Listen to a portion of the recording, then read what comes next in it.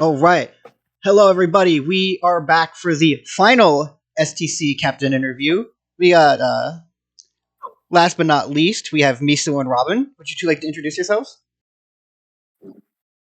What's up, y'all? It's Miso.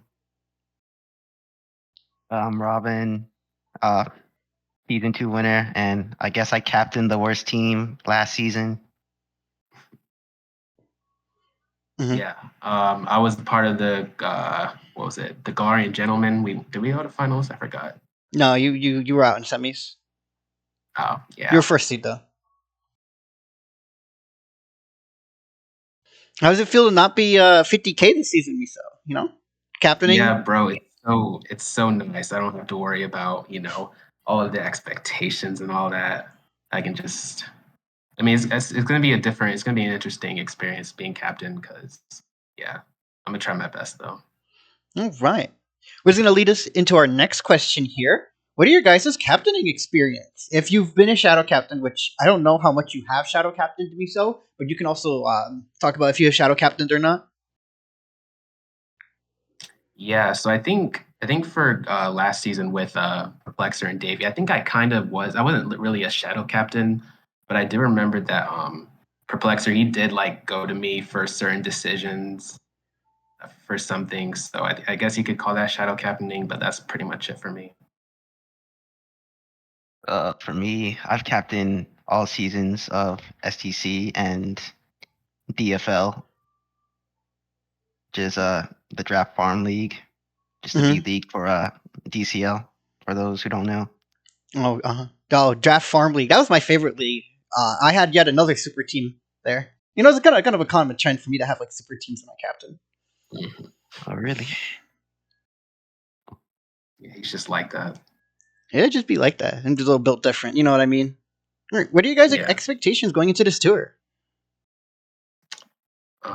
Expectations. So honestly, I kind of thought it would be similar. I mean, I had similar expectations to last season, but this season is kind of different because, like, looking at some of the player pools, there's a lot of like newer and a lot more people and a lot more people from people going to IRL tournaments. So it's going to be interesting seeing how that plays out because I'm not really sure how well they're going to play, how well they're going to play with people who are established. Like, there's Mm-hmm. also Justin Tank as well. I did not know he was going to be captaining. Mm-hmm. So, um, yeah, it's going to be interesting. That's my expectations. I don't really know what's going to happen and who's going to perform well or not.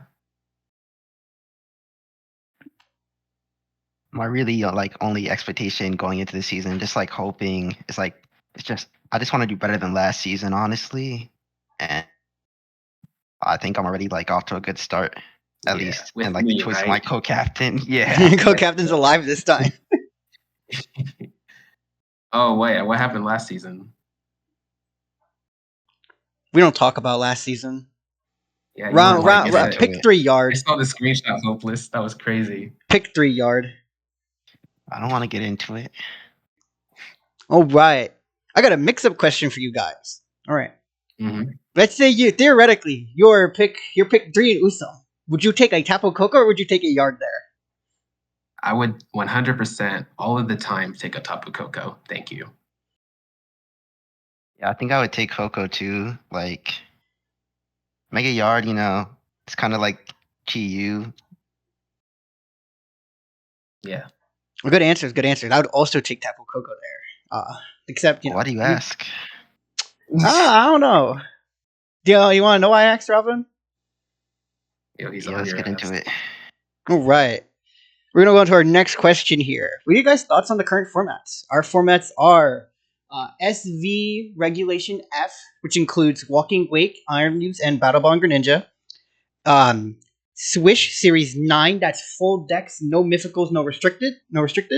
And Usum 2018, which is full decks, no mythicals, no restricted. Hmm. There's something missing in that list. Hopeless. I don't know what you're talking about. Does this starts with black, ends with white? Where's that at? Yeah, so if you try to type hashtag free black white in STC, the auto mod will stop you from typing that. Really? Wait, hold up.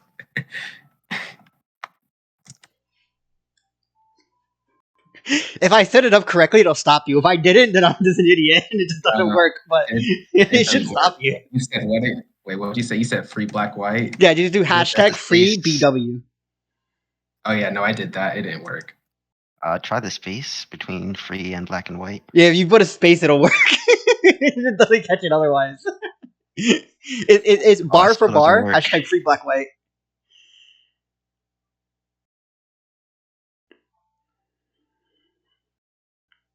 It still works.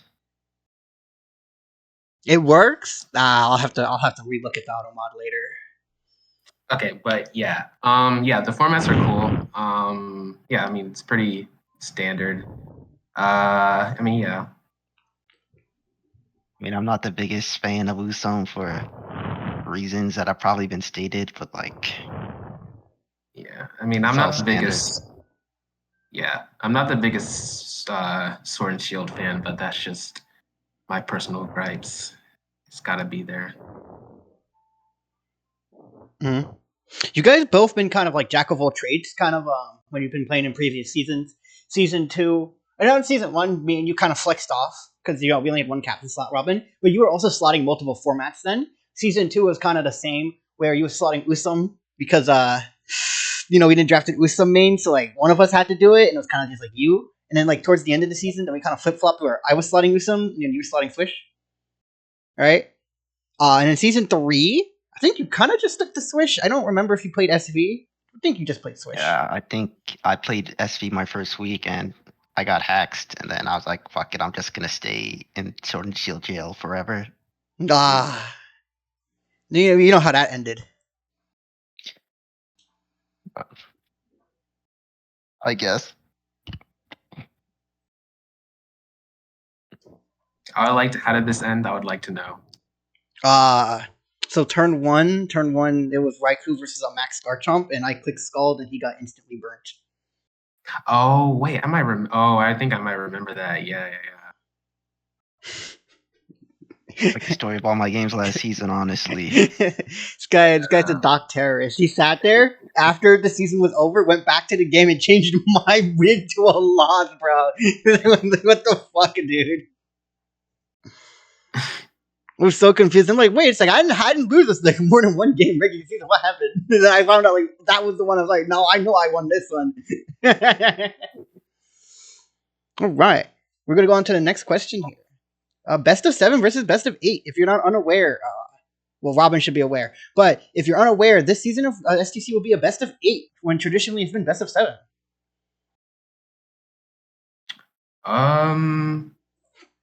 That'd be cool. I mean, I don't play too many team tours, so I actually don't really know how much of an impact that is.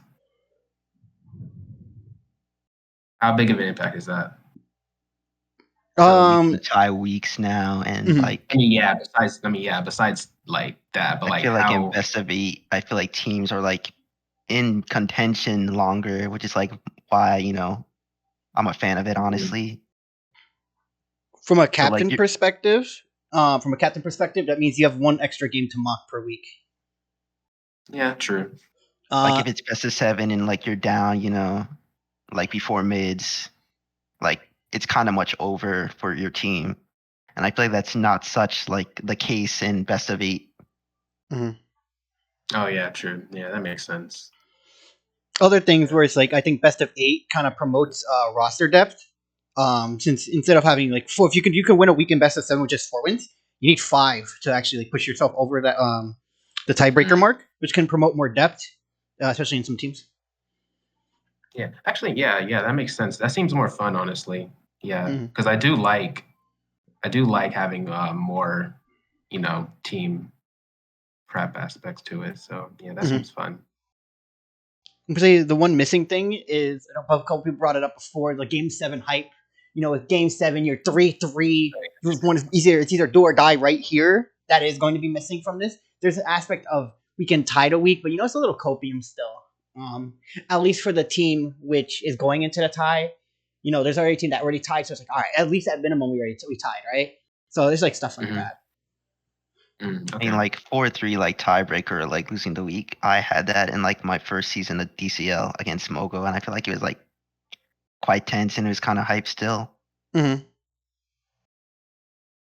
No, I can feel it. I can see that. I can see that. I've had those kind of moments where it's like you're 4-3, even on the 4 side, and you don't want to go into tie, especially like in playoffs. You don't want to go into tiebreaker.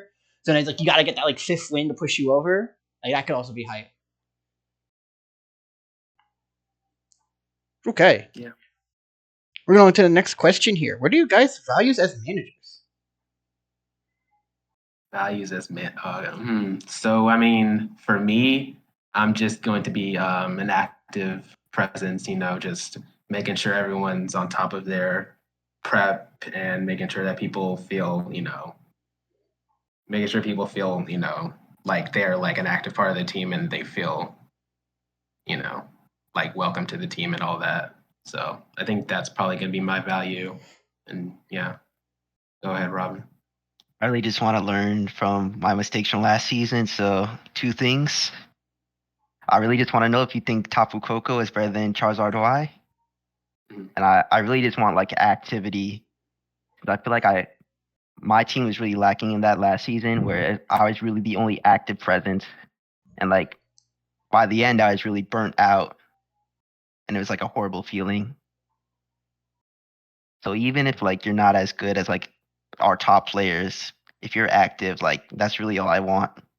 Mm-hmm. Yeah, same for me. Yeah, it could definitely be difficult to work with somebody who's just kind of like dead. Really, like it's someone who's dead and kind of losing. It's kind of hard to work with them because like what am I even supposed to do in that sense, right? Like build you a better team. Like is it on me as a manager who is like giving you prep and giving game plans and it's just not good enough, or is it you as a player who's not putting in that much effort, right? Yeah, like that's kind of like the dilemma there. At least like, That's how I felt last season. mhm. Yeah. So what do you think you can do, Robin, this season to make sure that doesn't happen?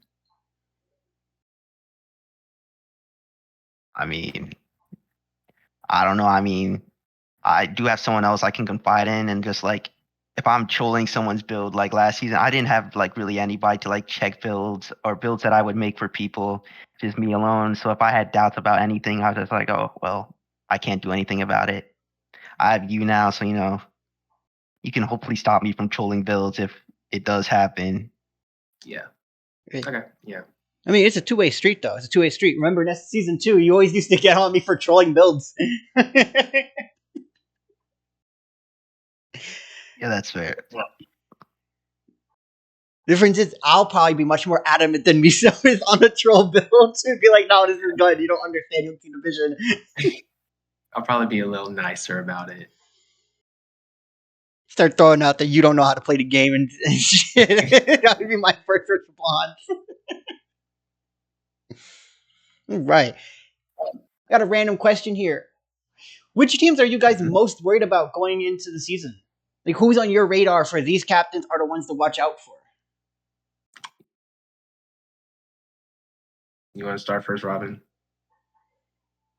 Not really anybody like too worrying. I guess your team, Hopeless. Maybe like a Plants team.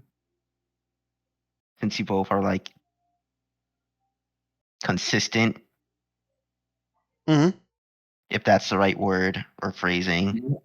I would Yeah. say I would say that's right.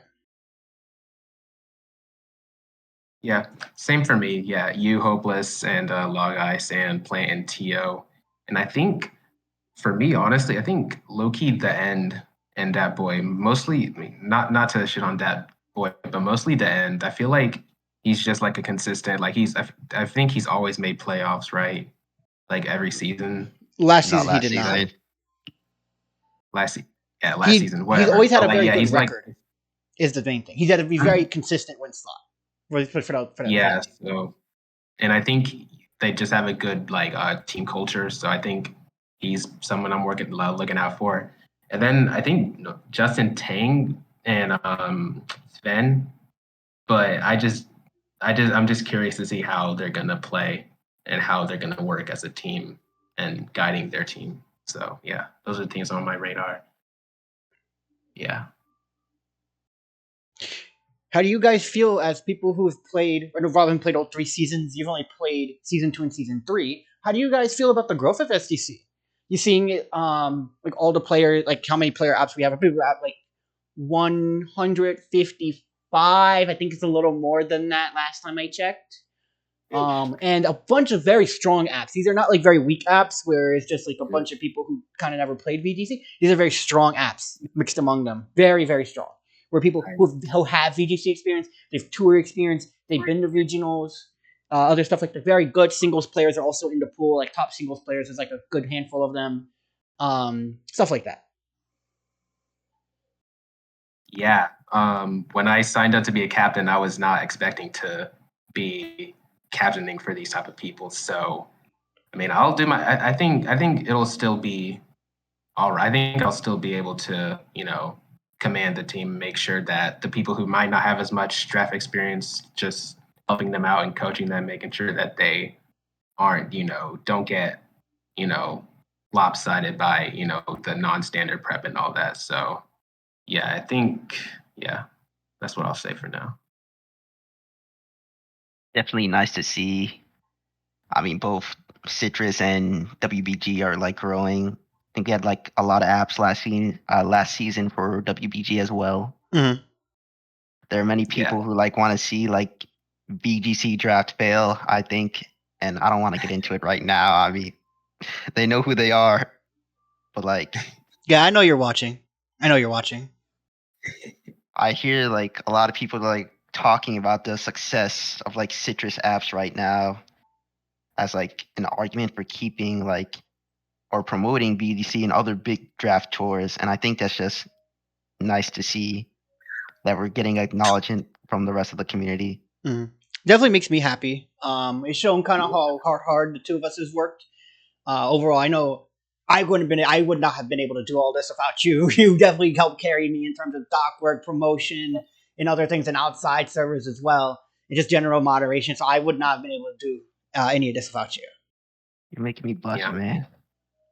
Yeah, no, I didn't answer the growth part. Yeah, no, the growth is amazing to see because, yeah, going from because I was like near the start of VGC draft, so seeing how it started and how it is now, it's amazing to see. Yeah, for sure. One other question, real quick: How much do you think both of you would have went for in this player pool if you weren't both managers? How much do you think you would have went for in this player pool? I'll answer first. I think if I was in the player pool, I think I would have been, I would say 36.5, somewhere around there. I would have said like 45K for you. 45 might be a little alive for us, especially in this kind of player pool. Because not only are you like a draft, like respected in draft, but you're also a regional champ. So it's kind of like you're like a coveted player. That's true. I think you went for like 72K, honestly. Yeah, bro, you're underselling yourself. Maybe. I think dropping 40K in a player's pool. No offense, Miso. But that happened twice already, so I mean, it might happen again. It depends on the player. Like, basically 40K for your third captain is like, I don't think that's a bad deal. Yeah, also you're crazy active, so I mean, honestly, 45K, that seems kind of low, right? Maybe I would do that. I think it'd benefit, that kind of price would benefit Captain Core that didn't buy in their second captain slot. I would definitely see those ones going that high because then you're essentially buying the captain slot because you already have the extra 20K, right? So assuming you have the extra 20K to start, you're essentially buying the extra captain slot for what would be, if I would go for 45K to one of those cores, that would essentially mean you're just buying the other captain slot, like right there, essentially. Yeah, that's fair. I mean, for me personally, I mean, I've always done bad in Citrus, except for like season 2 where I went positive by like 1 win. I'd probably go for like 30K. I would say 25K for you, Robin. That's probably fair as well. Yeah. 25. That's just an Yeah. overpay, bro. Come on now. And then for me, I would probably say, I mean, realistically, I mean, even though I don't think I'm worth as much, I would probably say 30K for me. But I think what if I were to auction myself, I would probably say like maybe like 21K around that area, 22K. Yo, there's no way you go for 30K, bro. Like, you know, you said, I want to go for 35. Bro, you're not going for 30. You went for 52 seasons in a row. Bro. Like, no way. Yeah, No but way. isn't the auction like a lot less now? Because you have to do like 100K for 9 players, right? So So technically, this season we have more budget than last season. So your captains that spent 50K on you last season, if they were to do the same again, they would have more budget left over. Exactly, I think about 20 to 6, depending if you bought your captain slot, both of them, you had 16K more than last season, and if you didn't, you have 21K more than last season. So overall, the budget has actually increased between seasons. Yeah, planning it out today with you, I feel like we had a lot of leeway, oh yeah, true. and we true. could afford to go top heavy on our team, I guess. Mhm.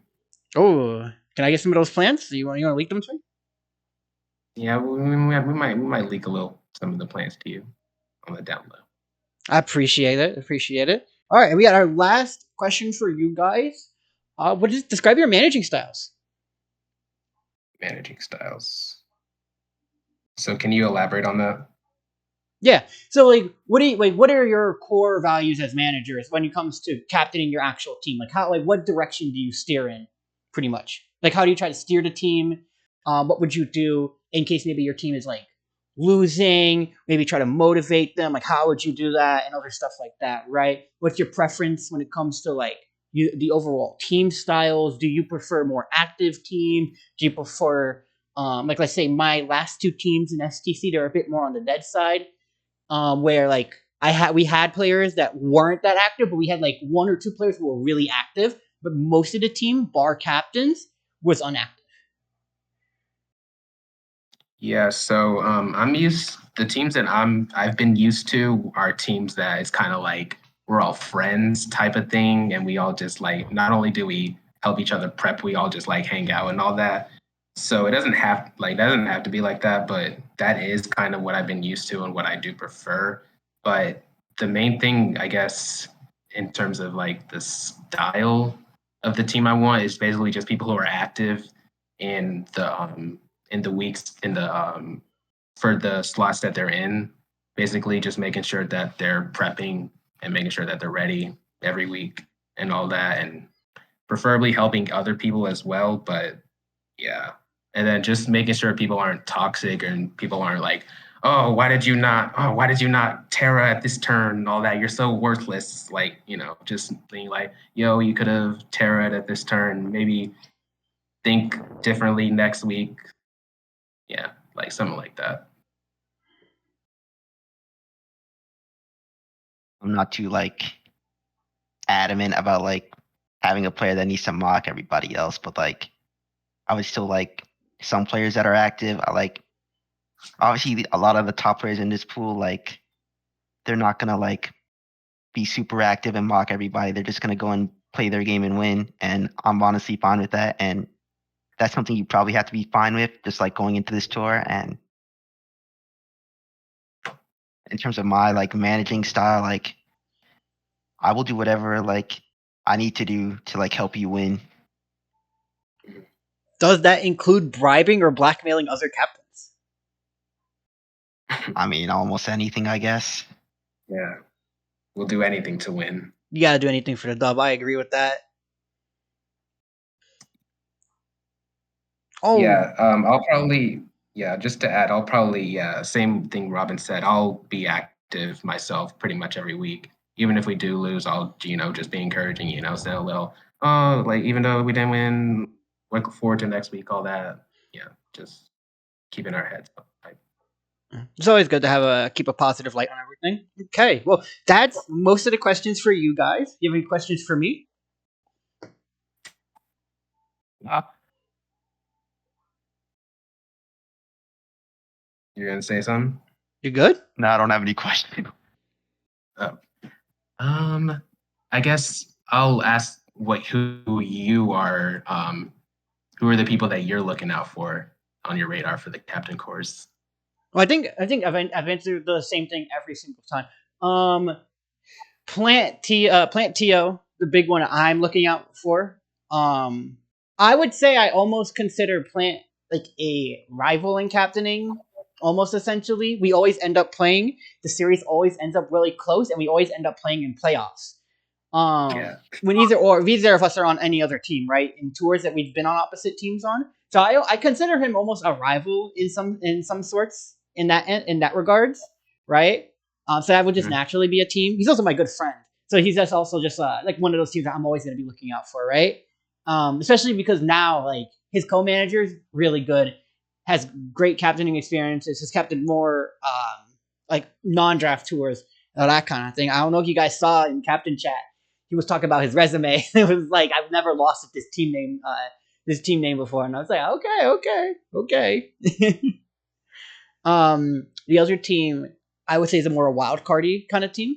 I think it's Vinny Death Smash. I think they're a very wild cardy kind of team, kind of depending on how they're going to do their auction and their overall drafting process. I think for both of them, because Vinny doesn't strike me as a very strong drafter overall.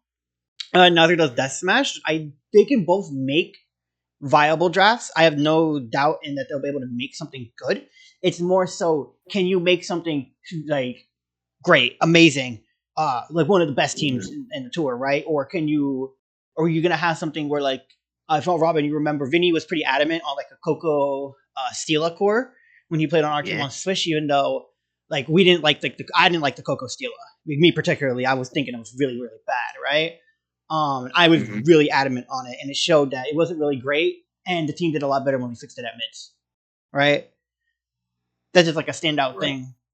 When it comes to him Okay. and drafting, I'm sure they both played in other WBG seasons and other tours, so maybe they've gotten better in the solo drafting process.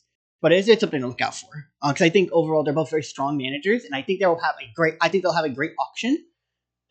There's no doubt in my mind. I think Vinny's always had a great auction. I think his strength is his auctioning. I don't think I've seen Vinny have a bad team per se. It might look kind of rough, but like overall the team's always performed. PWS is what comes to my mind, where he had like a rough looking team, but overall the team performed amazingly. Especially after like he got his shit together with the VGC slots. So Yeah, when I think of any drafting teams, I think of like pre-mids, like his VDC, mhm. just looking like awful. Right.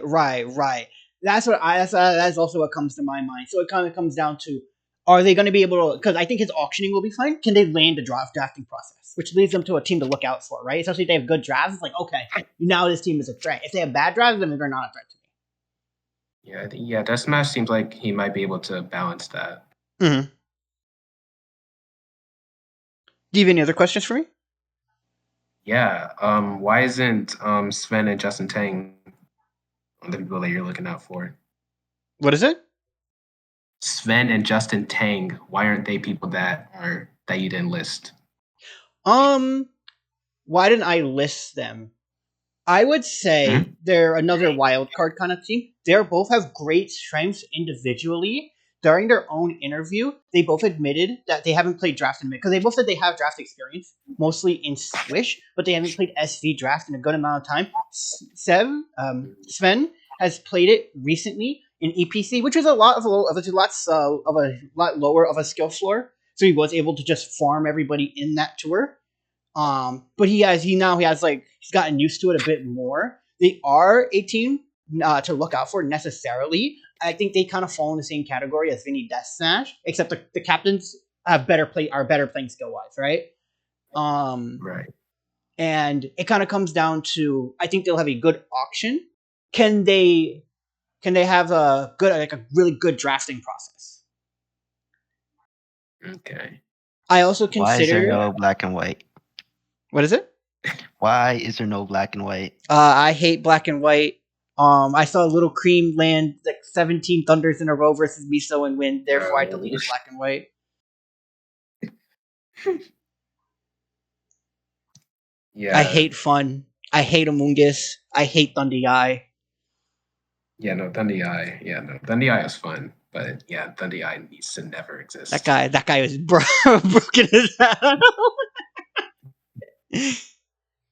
My God, dude, I was watching games for WBG offseason. I'm like, man, this Thundy Eye guy is so good. Yeah, bro, I did Robin so dirty. I mean, you just have to accept it that it's just that format. Am I losing the Yeah. game? Not anymore. I clicked D-Wave. Oh man. But yeah, to go back onto it, I think the extra budget for me makes them a little more scary because they're going to be able to get, because they didn't buy in one of their captain slots. More specifically, they didn't buy in Vinny's slot, right? So, they're going to have that extra budget to bully people at the start of the auction, meaning they'll be able, especially if they're able to like scope out the pool and see like, who do I want here out of this pool?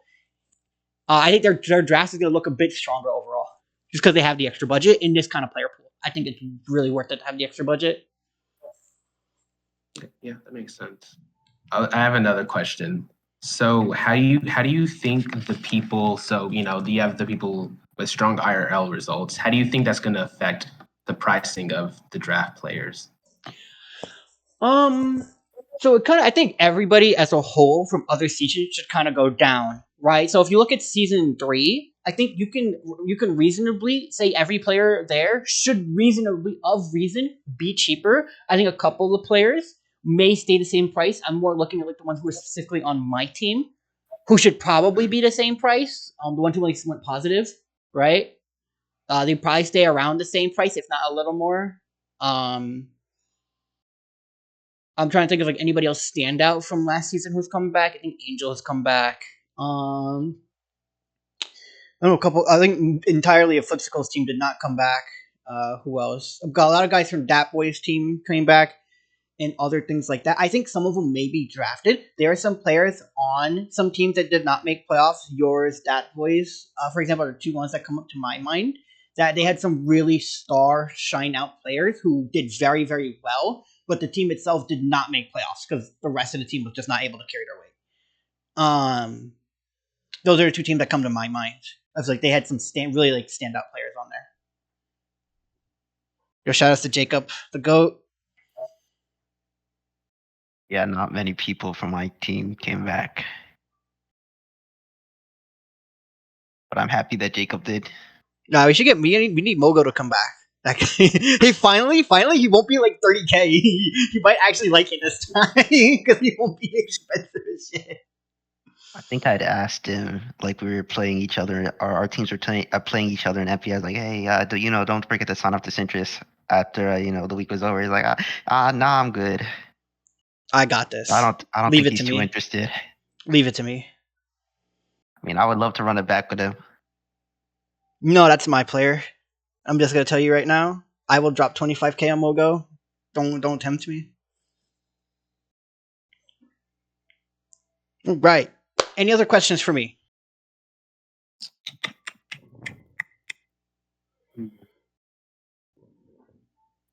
Nope.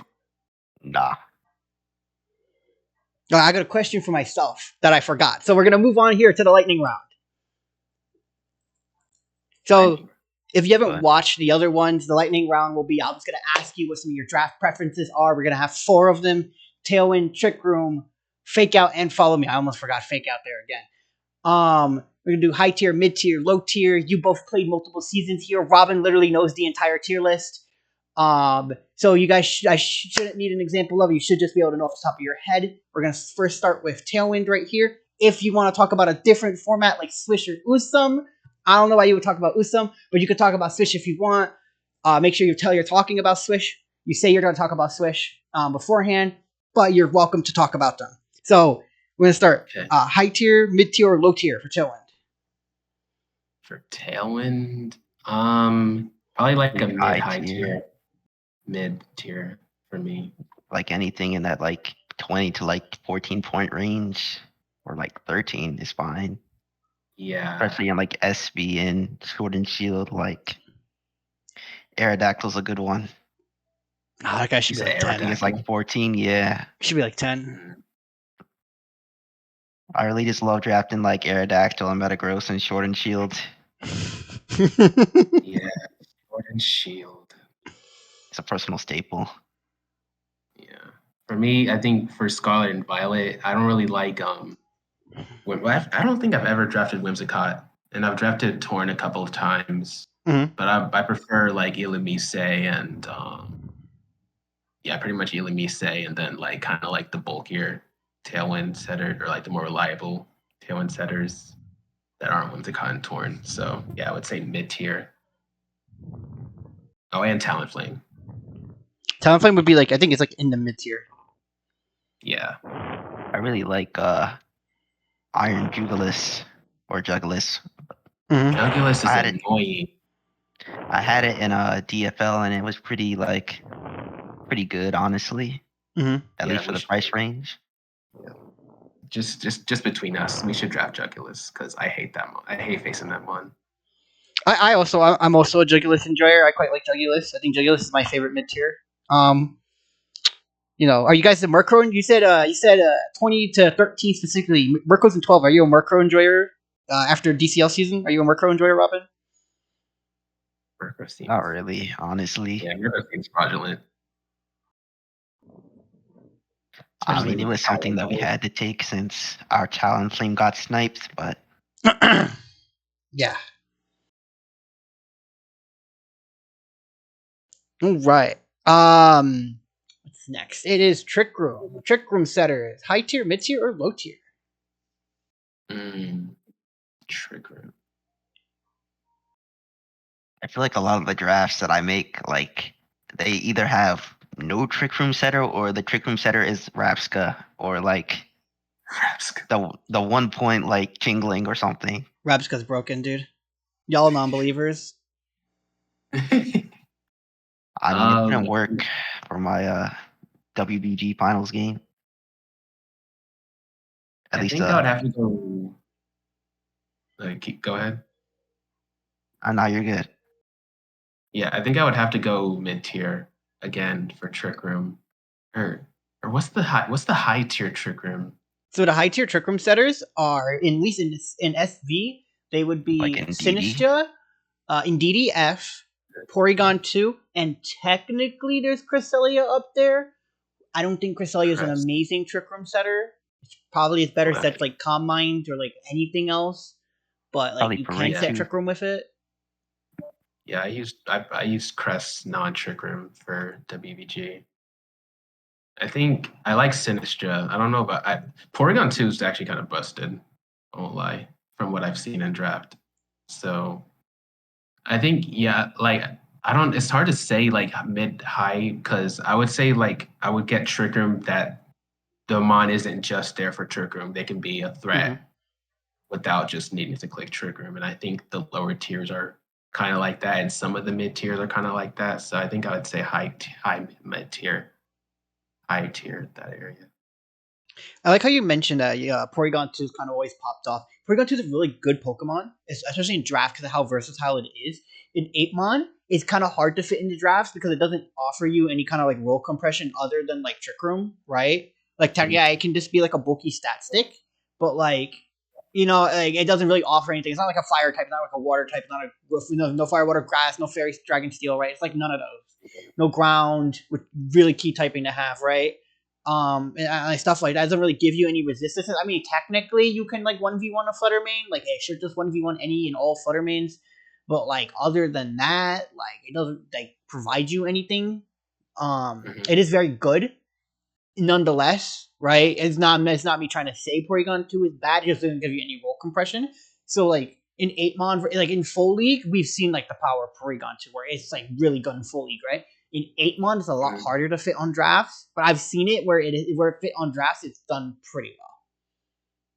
Yeah. Yeah. And I like Sinistra too. Sinistra's solid. Yeah, I think Sinistra really fits on Tail Room kind of comps. That 70 speed really like lets it be able to do that, as opposed to like other Trick Room setters, maybe on like the slower end, so they can't really play in Tail Room. Sinistra with 70 speed definitely can, and like it has other sets like Calm Mind and stuff to help it out, even if you don't want to click Trick Room in that matchup. And Hospitality and Heat Proof are just very good abilities. Right. You have anything to add, Robin? Nah, I mean, I feel like we really don't see like a lot of good Sinister teams.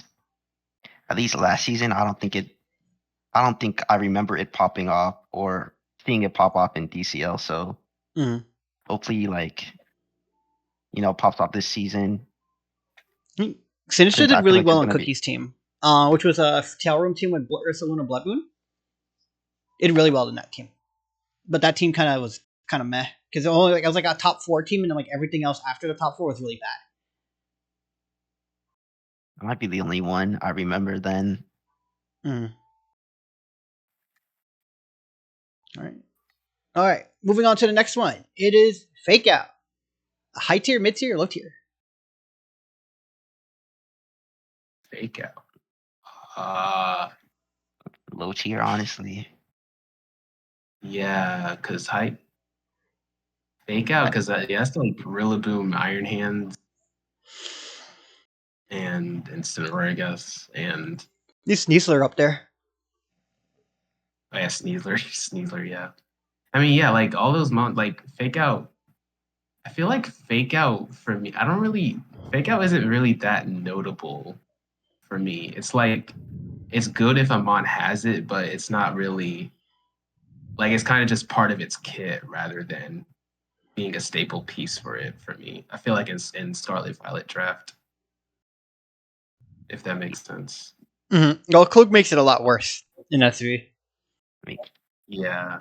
I feel like the only fake out user that like I like draft is like a Persian. So I really like. I don't know. I feel like high tier fake out is like a luxury. If the mod has it, then good. I'm not drafting it for it. If I want fake out, Yeah. I will go lower. Mm-hmm. Yeah. This And guy's a Sneasel for you, some I enjoyer. think Go ahead, Miso. for you, some I would say high tier Fake Out for sure. Yeah, I've always been a fan of high tier Fake Out. I like my Fake Out Pokemon to be bringable to games, at least most of them. Like I would say something like a Tinkaton, which is like vibes. Like when I think of mid tier, I think of like Tinkaton or Torcat. I don't think they're that bringable to games. I've had a Honestly, lot of like, games where, like, in theory, Tinkaton was good here, but then it was just terrible because it's a fucking Tinkaton, right? Like, it doesn't do anything. Yeah. Other than Fake Out Encore, right? It's the only thing it does. And I feel like it's like in high tier, like your Pokemon that have Fake Out apply pressure so that other Pokemon can also apply pressure, right? Like maybe you have like Rillaboom Spectre, right? Okay, Rillaboom threatening SD and Fake Out that turn. Spectre is threatening Nasty Plot, Wisp, other things like that, right? And then you have the Grassy Seed, Iron Hands can like click SD and just like instantly win the game, right? There's a lot of things that like those guys can do, which is why I would always go like for high tier. I think Sneasler's pretty Yeah. viable too, even though it's a bit harder to fit on comps than the other two. I think Sneasler is pretty good, and if you technically want to count it, you can count Smeargle. Like I would say, out of all of them, it's mostly a redirector and fake out mon because like that's like all it can do, technically. Because you click taunt on Smeargle and it just dies instantly if you click taunt on it. Yeah, that's kind of why I would say like Fake Out isn't really that notable. It kind of is like most valuable on those few specific Amons. So it's kind of like if you don't get it, it's not really like you kind of just have to deal with this. So yeah, I would say high tier as well for that. All right, and then we're gonna move on to the last one, which is redirection, which is gonna include Follow Me and Rage Powder. If there's another redirection move I am forgetting, please feel free to inform me. I think it's Spotlight, which is I don't even know what the hell Spotlight does. I heard it with redirection. It's like the reverse. It's like reverse redirection. They're like two bad Pokemon get it, so I don't ever know why you'd use it. Anyway, only like Gen 7, anyways. It's like Shinotic Lantern. Like, why are you? Yeah, Shinotic. Yeah. That one. You guys move got deleted the next gen immediately. It's a useless move. Yeah, but we're gonna do a redirection. High tier, mid tier, low tier. There's only one right answer here. This one actually is not an opinion. This is just a fact. I don't mind low tier, honestly. Like, I don't mind low tier. Like Fruit Bonnet. Like, I love that guy. Brute Bonnet. Yeah, Brute Bonnet. I love Brute Bonnet. I don't use Brute Bonnet much for redirection. I use it for like Terra Dark Sucker Punch. I mean, low tier is not even that bad. I mean, mid tier you have like Electabuzz and Magmar, and then low tier you have Furret and like Sentret. Fungus. I mean, it's Cope Oh, redirection, yeah. but like Yeah. if you're like just If we're scraping talking at the about bottom of the Sentret, barrel, then like yeah, if we're talking you about could take it. Sentry, I probably wouldn't do that, but I was thinking more Fungus and what's it called? Babylon? Yeah. that thing. Spupa? Oh yeah, No, Spupa's the evolved all right. form. Yeah, Vivillon. I'll always go with Yeah. high tier redirection because I think Ogrepons are broken. I mean, yeah, obviously the Ogrepon. Yeah, maybe. Yeah, Mm. that's a given. And then if you go down a generation, it's not in SV. I'm sure it'd be up there in the top tier if it was in SV. You have Togekiss, which is really, really strong in Swish. Yeah. And even in Usum it's very strong. Yeah, I mean, and you also still have Togekiss. You got the regional champ, Massol too. Oh, that's true. No, Muscle so- is actually a mid tier, considering this tier list stuff, because it went down. Yeah. Yeah, Massill's cool. Would he still draft it at that price? I was 16 labbing it or out. 15? I can almost afford my regional team. Almost. I think Basculegion has to become a Basculin, but like I can afford it. Mm. It's like the same mon. It's only missing like maybe like 150. You're only missing, the most broken move in the game. Yeah. No, it has last respects. It still has last respects in Wave Crash. Oh, does it? Oh, shit. The Basculin White Stripe does. It's not very good because it's not stab. That's the problem with it. Yeah. Right. Well, that is everything for the interview. Any closing thoughts? I really hope my team doesn't go 1-7 this season. I'm about to start playing some fucking cricket emojis. Come on, you guys gotta start speaking, man. We're gonna smoke the competition, Robin. Best believe that. I mean, things look good now. Yeah. True. Yeah, Hopeless, get ready. You better get ready, Hopeless. Get ready We for don't know what? what we got planned. You're boring me, man. You gotta like trash talk a little more. Nah, it's almost 12 a.m. It's not trash talk time yet. Yeah. That's fair. All right. This was the last captain interview with Robert and Miso. I hope everybody's excited for the season. Hopefully we can do this again next season. I would like to do this again. Thanks everybody. If you have any feedback for all of this, please leave it with me. Thank you.